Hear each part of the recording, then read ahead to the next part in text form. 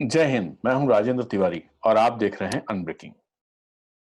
America पर आधारित इस सीरीज में इस वीडियो में हम बात करेंगे अमेरिका में चीन को लेकर के जो बातें चल रही हैं, ट्रंप जिस तरह से चीन पर सारी जिम्मेदारी डाल रहे हैं और दुनिया का जो ऑर्डर है उसमें जो बदलाव के संकेत दिखाई दे रहे हैं उनको लेकर के वो बदलाव कैसे होंगे।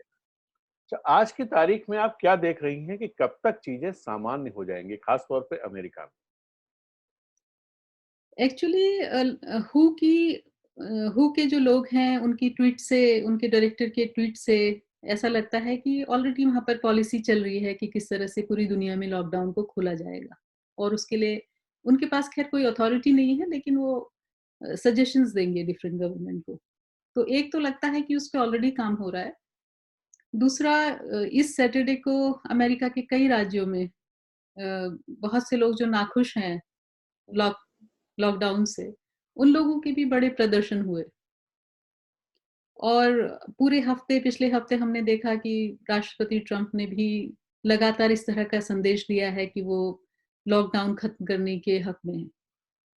और थर्सडे को ये फाइनली जो गवर्नर्स का जो कोलिशन है, इस तरह की चीजें शुरू हुई हैं। और जो फाउची हैं उन्होंने कहा है कि हमारे पास अब इतना डेटा है कि इसके आधार पर हम कुछ निर्णय बना सकते हैं कि कुछ फेजेस में लॉकडाउन को धीरे धीरे धीरे करके खत्म किया जाए। तो अभी तक किसी के पास कोई डेट नहीं है और मुझे लगता है ये चीजें एक राज्य में कुछ और हो सकती हैं, दूसरे राज्य में कुछ और हो सकती हैं। और कंप्लीट लिफ्ट तो नहीं होगा लॉकडाउन का, फेजेस में होगा। फाउची जैसा कहते हैं तो वो कह रहे हैं कि शायद 10 लोगों तक के ग्रुप को मिलने की और साथ काम करने की, या जो भी स्थिति है उनको इकट्ठा होने की परमिशन शायद नेक्स्ट फेज में देके। और जो लोग हैं, बूढ़े लोग हैं, दूसरे लोग हैं जिनको ज्यादा रिस्क है, उनको कहा जाएगा कि आप अभी भी पूरी तरह से सोशल डिस्टेंसिंग और को जो है फॉलो करें और एक्सपोजर को मैनेज करें। और लोगों को शायद उसके बाद भी कुछ हद तक सोशल डिस्टेंसिंग है उसको फॉलो करना पड़ेगा। बड़ी मीटिंग्स, बड़ी कॉन्फ्रेंसेस, बड़ी इवेंट्स को शायद बहुत अभी कुछ समय तक इजाजत नहीं मिलेगी। हो सकता है मई 15 के आसपास न्यूयॉर्क और कैलिफोर्निया दोनों जगह से कुछ फ्लाइट्स जो हैं वो बढ़ा दी जाएं। और अलग-अलग लोग जो अलग-अलग हिस्सों में फंसे हुए हैं इस लॉकडाउन में, उनको अपने घर लौटने की, या कोई जो भी कोई बड़े बिजनेस की मीटिंग्स हैं उनको करने की कुछ इजाजत और कुछ ढील उसमें मिलेगी। जो चीन एंगल है, तो उन्होंने डब्ल्यूएचओ पर यह आरोप लगा के कि वो चीन के साथ मिला हुआ है और जो काम करना चाहिए था वो नहीं किया है, इसलिए उसकी ऐड बंद कर दी, या चीन को लेकर के जांच और दूसरी तरह की चीजें शुरू कराई जा रही हैं कि जब पता चलेगा क्या हुआ, चीन ने क्या गड़बड़ किया है। कहीं ऐसा तो नहीं ट्रंप की ढीला ढाली रही है जिसकी वजह से अमेरिका भुगत रहा है, तो उसको छिपाने के लिए इलेक्शन ईयर में वो चीन को निशाना बना रहे हैं। कहीं ना कहीं वर्ल्ड ऑर्डर में चेंज का सुगबुगाहट शुरू हो गई है। आपको वहां बैठ करके क्या लगता है? मैं बहुत पॉलिटिकल एनालिस्ट तो नहीं हूँ, हम्म। लेकिन मैं समझती हूँ कि पिछले 25 साल में आप समझिए कि लगभग 90 से जब से ग्लोबलाइजेशन का दौर शुरू हुआ है, पिछले 30 साल में जी। दुनिया में बहुत ज्यादा आवाजाही बढ़ गई है। इसके पहले इतनी बड़ी संख्या में लोग लगातार इधर से उधर नहीं जाते थे। और इतने बड़े लेवल पर जो वर्क फोर्स है वो भी किसी भी कंट्री के बाहर एम्प्लॉय हो और कॉन्स्टेंटली उसका डायनेमिक्स चेंज होता रहा हो, वो कभी नहीं हुआ। हम्म। तो एक तरह से कहा जाए तो कोविड की जो महामारी है वो ग्लोबलाइजेशन का भी बाय प्रोडक्ट है। और 25 साल तक तो आप देखिए कि जो लिबरल इकोनॉमी है वो काफी फली फूली। लेकिन हम पिछले लगभग 2010-2008 की बात से देख रहे हैं कि उसने एक दूसरी तरह से वर्ल्ड ऑर्डर को ऑलरेडी रीस्टैब्लिश कर दिया। तो आप देखते हैं कि जैसे बड़े बड़े गूगल है, फेसबुक है, माइक्रोसॉफ्ट है और तमाम तरह की जो बड़ी बड़ी कंपनियां हैं, ऑयल कंपनीज हैं, उसमें जो एक प्रभुत्व था किसी खास वर्ग का, किसी खास नस्ल का, तो वो अब बहुत कम हो गया है। आपको दिख जाएगा कि बहुत से चीनी हैं, बहुत से हिंदुस्तानी हैं, दूसरे यूरोपीय हैं, अफ्रीकी लोग हैं। तो तमाम तरह के लोग कई डिसीजन मेकिंग जगहों पर बैठे हुए हैं। तो जो पावर शेयरिंग का जो शिफ्ट है, वो पिछले 25 सालों में बहुत ज़्यादा हुआ है। जैसे हिंदुस्तान में भी आप देखिए कि मीडिया से लेकर, ब्यूरोक्रेसी से लेकर, एजुकेशन कहीं भी आप देखिए तो एक अच्छी संख्या में दलित प्रतिनिधित्व आ गया है। तो एक तरह की रस्साकसी जो पुराने ऑर्डर्स थे, तो उसको चैलेंज करने का काम भी बहुत तेज़ी से हुआ है। तो अब ये जो ऑर्डर है, इस ऑर्डर से बहुत ढेर सारे कॉन्फ्लिक्ट हुए हैं और लगता है कि हम इस सेंचुरी में जब आए हैं, तो इस सेंचुरी के पहले 20 साल अ, विभिन्न टकराहट आप देख सकते हैं। और बहुत से ग्रुप्स हैं अलग-अलग जगहों पर, जो पुराने ऑर्डर को एस्टैब्लिश करना चाहते हैं, जो कि 1990 के पहले का था और उस प्रभुत्व को जमाना चाहते हैं। तो चाहे अमेरिका है, चाहे भारत है, चाहे ब्राज़ील है, आप फ्रांस में भी तक में भी आप देखिए, तो जो राइट विंग है उसका जो कंज़र्वेटिव थिंक टैंक है, लोगों में उसकी स्वीकृति है, वो बहुत ज़्यादा बढ़ी है। और बेसिकली यही हुआ है कि जो प्रभुत्वशाली वर्ग था, वो कहीं न कहीं उसका एक अच्छा खासा हिस्सा जो है वो हाशिए पे चला गया है। तो उन्होंने जो है राइट विंग को सब्सक्राइब कर लिया है, उनको ग्लोबलाइज़ेशन का फ़ायदा नहीं मिला। तो एक तरह से वो पलटवार है, जो आप पूरी दुनिया में देखते हैं कि अ, इस तरह की एक नई तरह की राइट विंग पॉलिटिक्स आ गई है। तो क्या अब आपको जी, बात ये है कि अब जो है एक तरह से धीरे-धीरे चाहे ब्रेक्सिट है या चाहे प्रेसिडेंट ट्रम्प का इंटरनेशनल अपना जो भी दावेदारी है उसको कम से कम उसमें हाथ डालना है, तो वो तमाम चीज़ें हैं। तो एक तरह से जो ग्लोबलाइज़ेशन का फैलाव था, अब लगता है जैसे चीज़ें वापस अपने-अपने ब्रेक्सिट सबके बनते जा रहे हैं। तो हम इस तरह के एक दौर में अभी दाखिल हुए हैं और उसका बड़े स्तर पर क्या असर होगा? बहुत ज़्यादा तोड़-फोड़ होगी ऑफ कोर्स उस ऑर्डर को भी अब क्योंकि बहुत ढेर सारे दुनिया की बहुत बड़ी जनसँख्या ग्लोबलाइज़ेशन की आदी हो चुकी है और उसको वापस प्री 1990 ले जाना संभव नहीं है, तो बहुत ढेर सारी टकराहटें होंगी और संभवतः कुछ बीच की कोई चीज़ बनेगी। तो क्या आपको लगता है कि इस पूरे एक तरह से डिसरप्शन जो कोरोना लेके आया है हमारी ज़िंदगी में, हमारी आर्थिक जीवन हो या सामाजिक जीवन हो या अंतर्राष्ट्रीय जीवन हो, इस सब में जो डिसरप्शन लेके आया है, इस डिसरप्शन का असर क्या हमारी इकोनॉमिक थॉट्स जो हैं उन पे भी पड़ेगा? वो जो इकोनॉमिक ऑर्डर है, जिसमें अभी तक प्रॉफिट मेकिंग सबसे इम्पोर्टेंट रहता था। लेकिन आज देखने में ये आया है दुनिया में कि वो प्रॉफिट किसी काम नहीं आ रहा है कोरोना से निपटने में। कोरोना से निपटने में जो चीज़ें काम आ रही हैं वो दूसरी हैं, वो इंसान ही है। तो इंसान सेंट्रिक मतलब इंसानियत बढ़े, आदमी की ज़िंदगी बेहतर हो, ये क्या हमारी इकोनॉमिक प्लानिंग, इकोनॉमिक थॉट या जो पॉलिटिक्स है, उसके सेंटर में आ पाएगा? मुझे लगता है कि कोरोना की जो महामारी है, जी। वो लोगों को सोचने पर तो ज़रूर मजबूर करेगी। लेकिन रातों-रात या अगले 10 साल में भी जो दुनिया का प्रॉफिट मेकिंग ढाँचा है, उसमें बहुत बड़ा बदलाव नहीं आएगा। हो सकता है छोटे-छोटे बदलाव आएँ।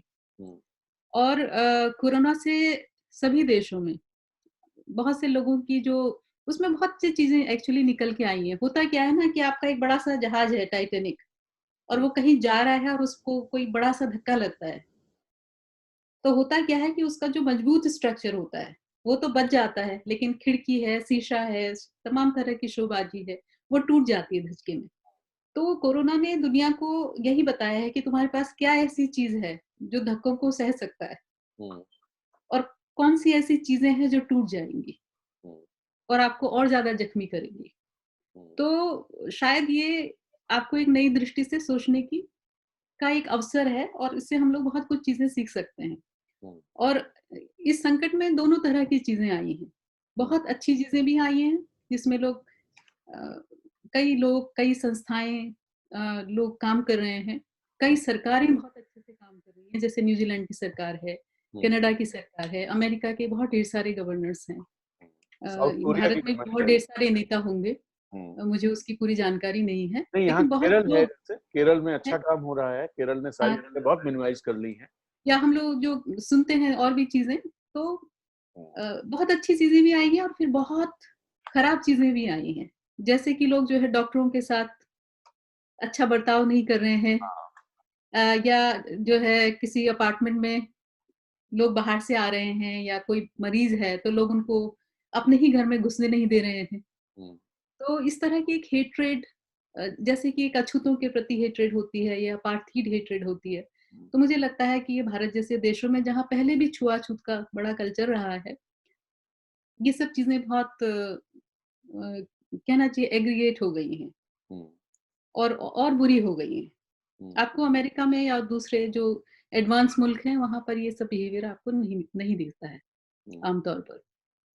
तो सोसाइटी की अच्छी और बुरी दोनों तरह की चीज़ें के भी प्रति जो हेट्रेड है वो भी बहुत आसमान छू रही है, जी। और जो अच्छाई है वो भी आसमान छू रही है। मैंने अभी गार्डियन में एक रिपोर्ट पढ़ी थी न्यूयॉर्क को लेकर के। उसका लब्बो-लुआब ये था कि न्यूयॉर्क में जो ब्लैक्स हैं, जो अफ्रो अमेरिकन्स हैं, जो लैटिनो हैं, वही सारे लोग एक्सपोज़्ड हैं और उनके लिए गवर्नमेंट कोई इंतज़ाम नहीं कर रही है। 2 न्यूयॉर्क उस स्टोरी का लब्बो-लुआब अगर इस तरह से देखें तो ये था कि 2 न्यूयॉर्क हैं। एक न्यूयॉर्क है जो द हैम्पटन में आराम कर रहा है और दूसरा न्यूयॉर्क है जो इससे मर रहा है। और साथ में उन्होंने ये भी कहा था कि अगर मैपिंग की जाए, उस स्टोरी में ये कहा गया था कि जहाँ लैटिनो एंड अफ्रो अमेरिकन्स रहते हैं, उस वो मैप लिया जाए और जहां पर कोविड-19 के केसेस हैं, वो मैप लिए जाएँ और उस मैप को एक दूसरे के ऊपर रखा जाए, तो एक दूसरे को ओवरलैप करेंगे। एक्चुअली क्या है, हिस्टोरिकली अलग-अलग तरह के इकोनॉमिक लोगों के पास स्वास्थ्य की सुविधा अलग-अलग तरह से रही है। हुँ, और जैसे हमारे यहाँ ओरेगन में भी जो लोग हैं, जिन सबसे ज़्यादा प्रभावित हुए हैं, वो बेसिकली लैटिनो पॉपुलेशन है, हुँ, जो सबसे ज़्यादा प्रभावित हुई है। हुँ, तो उसके कई कारण हैं। पहली दफ़े तो ये है कि यहाँ सबके पास हेल्थ इंश्योरेंस नहीं है। तो जो भी लोग हाशिए पे हैं, उसमें कलर्ड कम्युनिटीज़ हैं, काले लोग हैं, लैटिनो लोग हैं, दूसरी तरह के जो है वो गोरे लोग भी हैं, जो कि गरीब हैं और हुँ, छोटे-मोटे काम करते हैं। तो ये तमाम लोग जिनके पास हेल्थ इंश्योरेंस नहीं है, अगर बीमार होते हैं तो डॉक्टर के पास नहीं जाते, और इनको लगातार इनकी जो हेल्थ की जो टेक केयर है, वो नहीं होती। जैसे हमारा एनुअल चेकअप होता है, हमको पता है कि इसको डायबिटीज़ हो रही है, इसको ये कुछ चीज़ें जो दिखाई नहीं देती हैं, हमको जैसे एकदम से बुखार नहीं आता, कुछ नहीं आता है। तो ये सारे लोगों को इस तरह की कोई मॉनिटरिंग, कोई सुविधा उनको नहीं है। तो ओबामा केयर जो है इस दिशा में पहला बड़ा कदम था कि कम से कम सबको इस इंश्योरेंस के और हेल्थ बेनिफिट के छाते के नीचे ले आया जाए। तो हुँ, इस तरह के लोग जब बीमार होते हैं तो वो सीधे इमरजेंसी में जाते हैं। बिल्कुल जब मरने की हालत हो जाती है। मुझे लगता है लॉकडाउन के हम लोग बहुत सभी जगह, विशेषकर भारत में क्योंकि प्रदूषण बहुत ज़्यादा है, हुँ, तो ये तो समझ में आ गया है हमें कि लॉकडाउन से नदियाँ साफ़ हो गई हैं, हवा-पानी साफ़ हो गया है, हुँ, चिड़ियाँ आपको दिखाई देने लगती हैं। तो लगता है जैसे प्रकृति में एक नई जान फूँक गई है। हुँ, तो किस तरह से प्रकृति के साथ आप तालमेल बिठाते हुए एक नए नॉर्मल का सृजन करने की कोशिश करें। हुँ, और बहुत ढेर सारी कारों की बजाय हो सकता है कि आप मेट्रोज़ और इस तरह की चीज़ों को ज़्यादा बढ़ाएँ। हुँ, तो ये जो बल्कि पृथ्वी की जो कंपन है वो भी कम हो गए इस 1 महीने के लॉकडाउन में। जो भूगर्भ शास्त्री देखते हैं हुँ, और सीस्मिक कंपन्स जो हैं उनको मॉनिटर करते हैं। तो हुँ, शायद वो पुराने वाले सामान्य में हम लोग ना लौटें तो अच्छा है। हुँ, तो एक तो प्रकृति के को देखें, उसको एन्जॉय करें, और अगर हमारा पर्यावरण दुरुस्त रहेगा तो सबको इसका हेल्थ बेनिफिट मिलेगा। सबकी इम्यूनिटी अपने आप ठीक होगी, और मुझे लगता है कि कोविड तो बस एक चीज़ है, ये खत्म होने वाली है नहीं। हुँ, ठीक इसकी वैक्सीन आ जाएगी, ठीक है, इसको हम लोग मैनेज कर लेंगे जैसे फ्लू को करते हैं। हुँ, लेकिन हर 5-10 साल में इस तरह की कोई ना कोई महामारी फूटती रहेगी। हुँ, तो इसके लिए एक लॉन्ग टर्म की प्लानिंग की ज़रूरत है, और हमने देखा है कि ऐसी मुसीबत में और ऐसी विपत्ति में आखिरकार लोगों के काम सरकारी अस्पताल ही आए, हुँ, जो कि बहुत ही खस्ता हाल है, हुँ, बहुत अच्छी स्थिति में नहीं है। हाँ, तो शायद उनको मजबूत करने का काम लोगों को करना चाहिए, हुँ, और इसी तरह से शायद हमारी जो सरकारी लैब्स हैं, हमारी जो सरकारी यूनिवर्सिटीज़ हैं, राज्य सरकार की, केंद्र सरकार की, शायद उनमें इन्वेस्टमेंट बढ़ाना चाहिए, रिसर्च में इन्वेस्टमेंट बढ़ाना चाहिए, ताकि आपके पास एक वर्कफ़ोर्स हो जिसको गवर्नमेंट मोबिलाइज़ कर सके। तो प्राइवेट संस्थाएँ तो प्रॉफ़िट के लिए हैं और उनको मोबिलाइज़ करना सरकार के हित में भी नहीं है, उसके हाथ में भी नहीं है एक तरह से। तो मुझे लगता है कि ठीक है प्राइवेट है, लेकिन उसके साथ-साथ जो आपकी जो कोर इंफ्रास्ट्रक्चर है, जो आपका कंकाल है, वो सरकारी सिस्टम ही है। और आप जब प्रॉफ़िट की बात करते हैं, तो प्रॉफ़िट आपको इस समय समझ में आता है, ऐसी विपत्ति में, है ना? वो आपको नॉर्मल जीडीपी में समझ में नहीं आता है।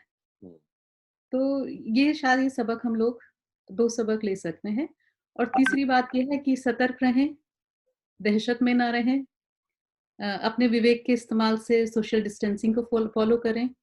लेकिन फिर आफ्टर ऑल आप सब लोग इंसान हैं, एक-दूसरे की मदद हो सकती है, मदद करें। एक-दूसरे को भी वहशत में ना डालें। तो बहुत विजिलेंटे जो कल्चर है, उस कल्चर को छोड़ दें। आप बीमार होंगे तो डॉक्टर के पास जाएँगे, तो डॉक्टर को शहर में कहीं रहना है, तो उसको किराए के किसी मकान में रहना है, कहीं भी रहना है, किसी नर्स को रहना है। तो उन लोगों का सम्मान करने का तरीका ये है कि उनके साथ मानवता का व्यवहार करें, आपके अड़ोस-पड़ोस में कोई बीमार हो जाता है। आप अपना बचाव करें, लेकिन अ, हो सकता है कल को आप भी बीमार पड़ जाएँ। तो एक-दूसरे के साथ खड़े रहें, एक-दूसरे को अपना दुश्मन ना समझें। और बीमारी तो कोई भी हो सकती है। आज को आपको कोविड है, हो सकता है कल इससे ज़्यादा खतरनाक कोई दूसरा वायरस आ जाए, कोई दूसरा बैक्टीरिया आ जाए। तो मुझे तो लगता है कि मैं पिछले दिनों गांधी जी की किताब पढ़ रही थी और मैं आपको दिखाती हूँ। तो ये उनकी किताब है, उनके दक्षिण अफ्रीका के सत्याग्रह का इतिहास। तो उसमें वो बड़ी अच्छी बात बताते हैं कि दक्षिण अफ्रीका में उस ज़माने में जो सबसे गंदी बस्तियाँ होती थी, वो भारतीय लोगों की होती थी। तो उनको जो सरकार थी उसको भी लगता था कि प्लेग की शुरुआत होगी तो वहीं से होगी। और बेसिकली वो सारे लोग जो है वो गिरमिटिया मज़दूर थे, कम शिक्षित थे। दासों से ज़रा ही ठीक उनका जीवन था। तो नेचुरली वहाँ ऐसी स्थिति होनी थी। तो वहाँ प्लेग हो गया और भी बीच-बीच में कई बीमारियाँ होती रही। तो सबको पता है गांधी जी ने पूरा सफाई अभियान चलाया, लोगों का मल-मूत्र उठाकर उसको ठीक से डिस्पोज़ करना लोगों को, उसके लिए भी आंदोलित किया और प्लेग के लोगों की भी बड़ी सेवा की उन्होंने।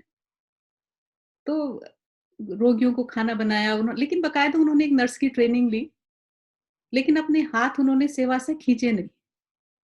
तो हम लोग ऐसा ज़रूरी नहीं है कि किसी कोविड वाला कोई हमारे आस-पास रह रहा हो या हम किसी की मदद भी कर दें, तो ज़रूरी नहीं है कि हमको बीमारी हो जाएगी। सतर्क रहें, अपने को शिक्षित करें और अपनी मानवता को नहीं छोड़ें और कम से कम बीमार आदमी चाहे वो किसी भी बीमारी से हो, उसको सबसे ज़्यादा एक संवेदना की ज़रूरत होती है, मॉरल सपोर्ट की ज़रूरत होती है, प्यार की ज़रूरत होती है। तो उस व्यक्ति के प्रति जो है आप अपना जो भी व्यवहार है उसको संवेदनशील बना के रखें और अगर नहीं रख सकते हैं तो अपने को आइसोलेट कर लें, उससे दूर रहें, लेकिन उसके सर पर ना चढ़ें और उसको तंग ना करें।